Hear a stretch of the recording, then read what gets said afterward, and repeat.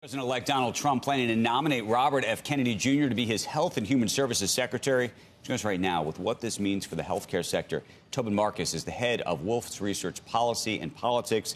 Good morning to you.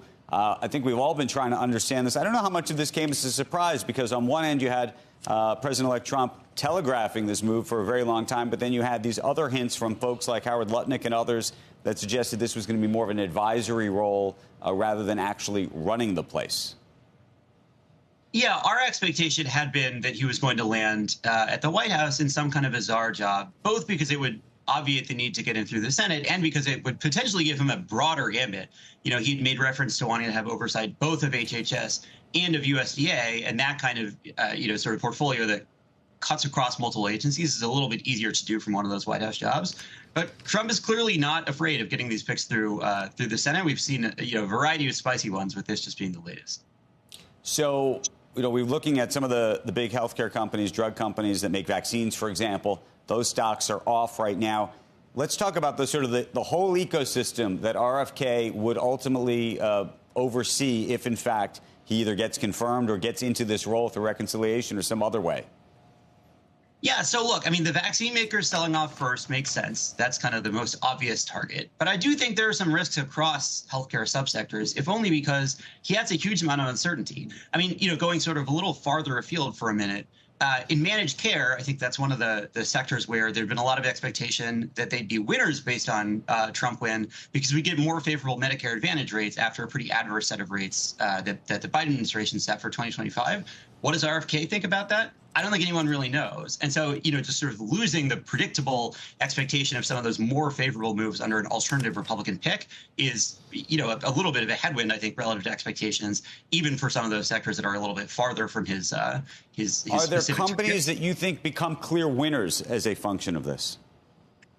No one really leaps to mind, obviously, or honestly. It's, uncertainty is not generally all that welcome. And I think he's nothing if not a source of uncertainty.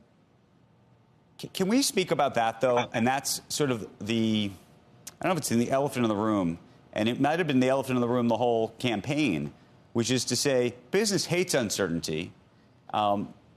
Trump talks about wanting to have a great economy. The business community, when he won, was smiling ear to ear on, I think, the back of the idea that there would be, the tax rates would remain and other things like that. But you throw this other uncertainty piece into it, and it gets much more complicated much more quickly. How do you see this playing out?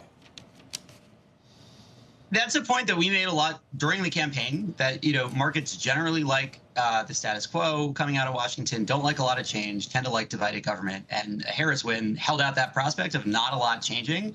But, it was the kind of consensus of investors all cycle long that you'd rather get Trump in, try and get animal spirits moving, even though it comes with those risks. And, we're seeing it now, like in the parade of appointments. There are some confidence builders early on, and now we're into a lot more unorthodox picks. And I think we're going to see that across policy areas. Obviously, we still have yet to see what happens on tariffs. Huge amounts of uncertainty there. Trump is Trump. We got to expect the unexpected.